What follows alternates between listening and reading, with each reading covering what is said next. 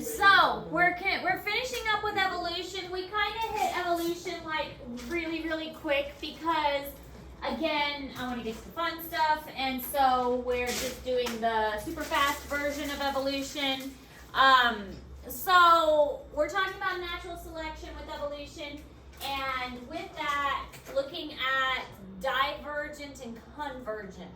With divergent evolution, it started off as one thing and then it diverged into different things.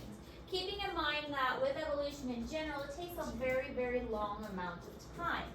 And that was the Hutton and Lyell thing, that the Earth was around for a long amount of time, so this was able to happen and able to take a long amount of time.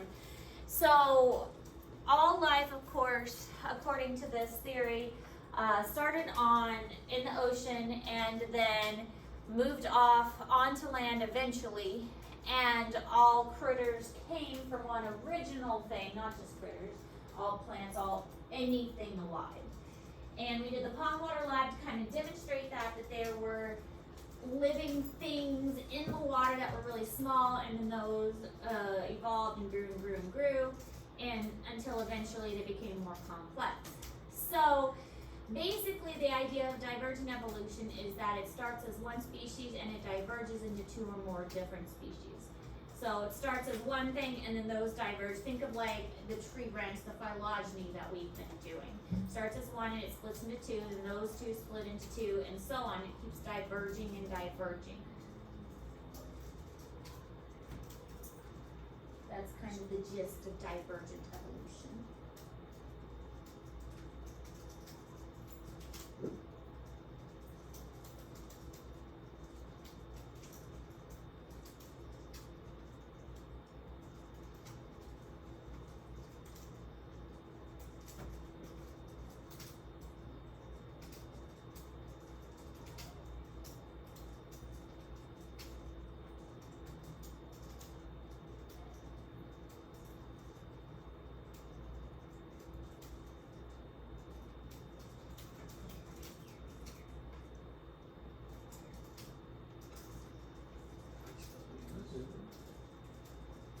Came back yesterday. Is this like the hardest one? What's the model say? I'll read it to you. Starts as of I feel like the first time starts I off see the as second one was one so species hard. different. So, We haven't even really gotten to animals yet.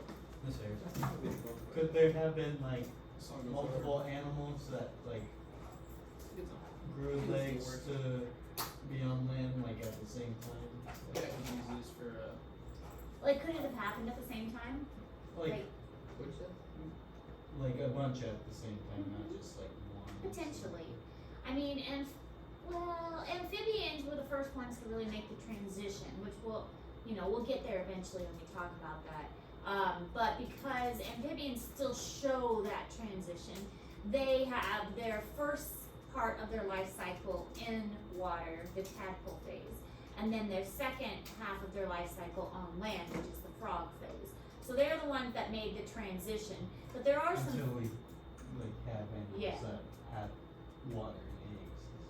Yeah, but there are other fish that are called lungfish, and they have actually some weird fins that are really strong that allow them to go from like puddle to puddle and survive outside of water for small amounts of time. And I think those gave rise to amphibians Punish you, Bo. because the lungfish live in places that have puddles that dry up, and so they had to adapt to go through dry areas. Yeah. So it's possible that there are different species that kind of have the same idea, which is what convergent evolution is, which is what we're going to talk about next. Is it countryside? So yes.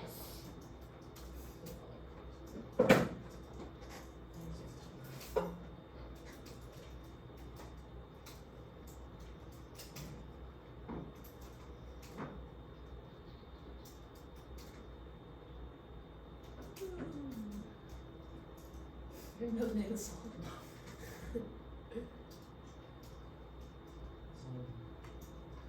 It's not yours.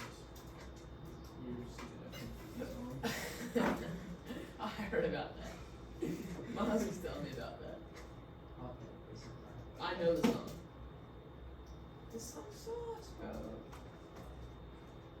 Have you heard of Mars? Yeah, but it was fun. They were Just you and Sam and Miles and Bryce just slandering you. climbing out the windows.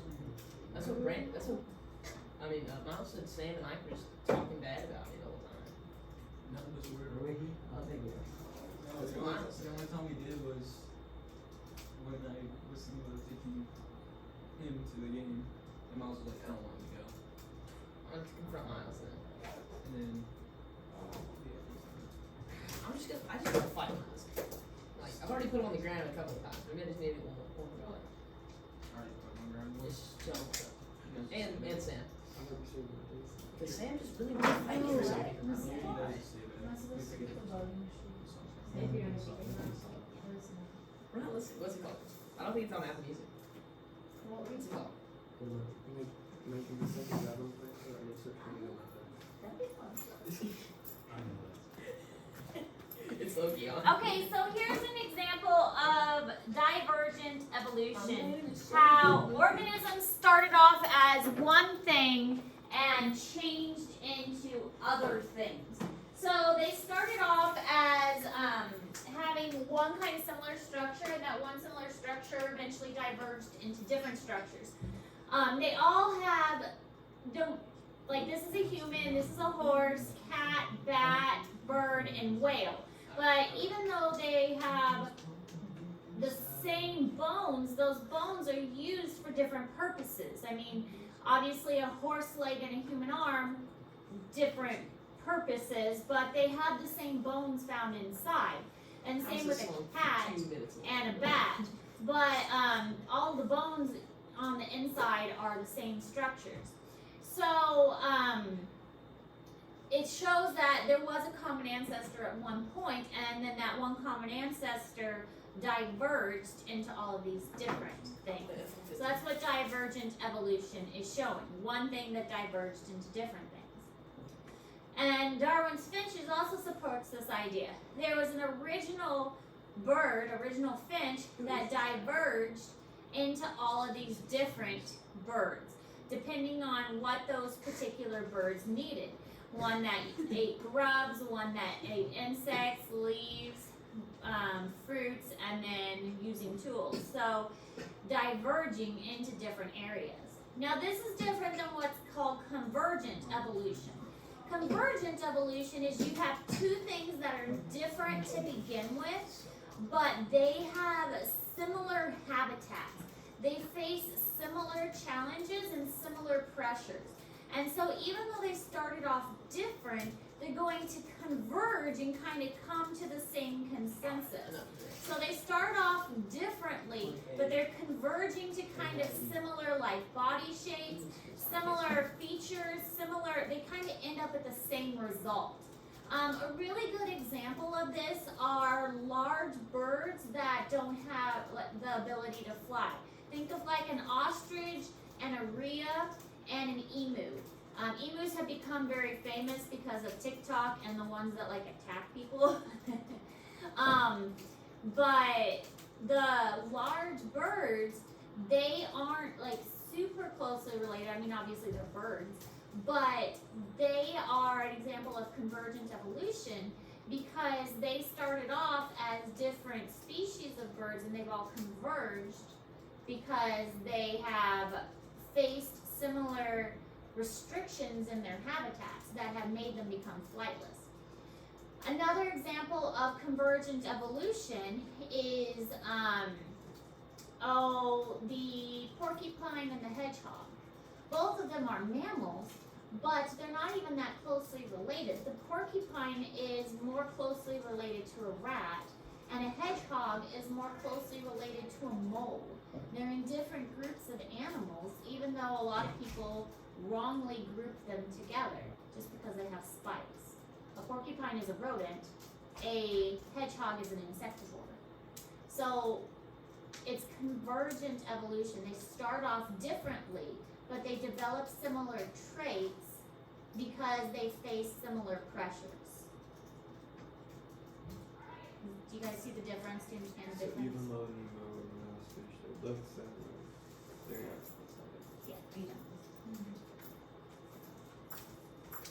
sometimes it helps if I draw it out.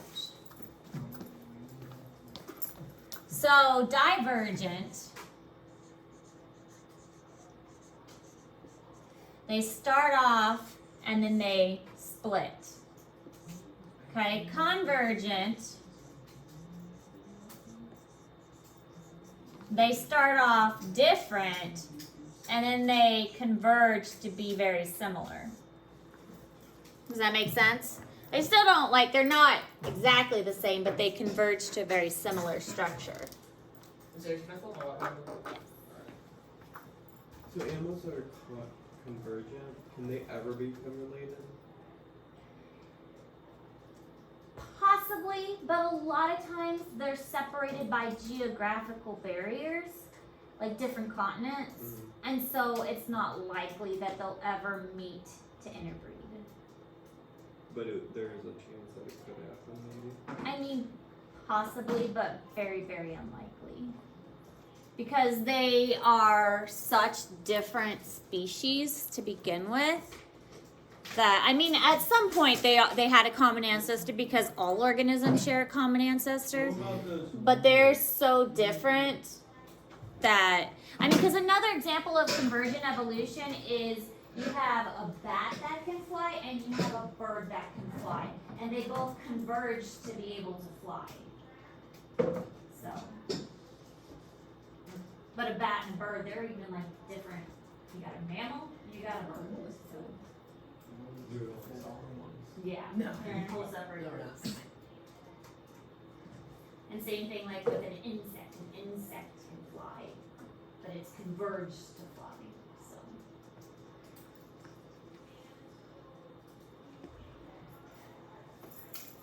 What about those one birds that like, I think they go, Here's that, Bryce. they go like all the way down to the tip of like Chile, in South America, and then all the way back up to North America, somewhere in like Canada. Sure Like what you're referring to. migration, but it's like migration, but it's like not yearly. It's like almost every I think that was other. It's like a cycle. Who sings it? It's Still not sure what you're referring to. So there's like a certain Cody Jinx, species, same kind of crazy. species of bird that like do that in the Americas, where It's like a semi-annual? kinda, but it's like every other generation goes. Huh. Because the first generation that like births them dies off, and then like that next generation like has Finishes the migration? children who then go on the migration. So it's like a completely different generation of bird. I know that monarchs do that. continuously- Monarchs, like the children, finish the migration. I'm not sure. I haven't heard of that. I believe you, Yeah. because animals are weird, but I hadn't heard of that. Interesting. All right, so here's another example. Different kinds of fish. This is a shark, which is a fish, and often confused with a mammal, a dolphin, which is a mammal, so not a fish. Fish, not a fish. And then ichthyosaur, which is a reptile. But they all converged to look very similar. Convergent evolution. I think the sword art. Euclid art. Another example. All of these look very similar. The giant armadillo of North America, extinct now. Giant pangolin of Africa, giant anteater, and then spiny anteater. So they all have very similar characteristics, but again, different continents, different species, but they've all converged to share a lot of the same traits because they all have similar environments that they live in. I saw an armadillo in Harrisburg on my road the other day. There's a lot of them in Boonville, Columbia area, but I haven't seen any up this far. I saw one Well, armadillos aren't very common. Really? Yeah, there's a bunch down, say, I see them all on the highway. I don't know where at. Towards the end. Oh yeah, yeah. Do you see the one that Hayden Drake? He was like, just killed me like 2 armadillos. He was just shooting them. We had an armadillo 2-0. in the at the end of we live at a dead end street with a forest across our road, and my son and I were out. We picked dandelions to feed our rabbits, and we were out picking dandelions, and my son was like, Mom, there's a thing. It was an armadillo in the forest, and it was the first time he'd seen one alive, and it was just like scrounging around in the forest. It was really funny. He's like, there's a thing. I like see them whenever, like, there's like a 4-way stop near my house all the time. So, I know where you live, Tristan. so like, But I whenever don't. At night, I see them like, either it's armadillos or they're possums, but they're like always over there and always like in the ditches and stuff going over to people's houses. We had an armadillo at the zoo. The one we had at the zoo was a 3-banded. The ones we have around here are 9-banded. The 3-banded one, she was so fun to work with at the zoo. The 3-banded can curl up completely in a ball, and their head and their tail lock together so that they are a complete little circle. It was so much fun. Her name was Maya. She was so fun. All right, so that's all the notes we're taking today. For the rest of class, you're working on that NOVA assignment. And then you have all day tomorrow to work on the NOVA assignment and to study for your test. Again, test will be next Tuesday since we don't have class on Friday. And then Thursday we will play some review games to help us study for the test also. Questions? I think I studied for the test. All right, get to work. If you have questions, let me know.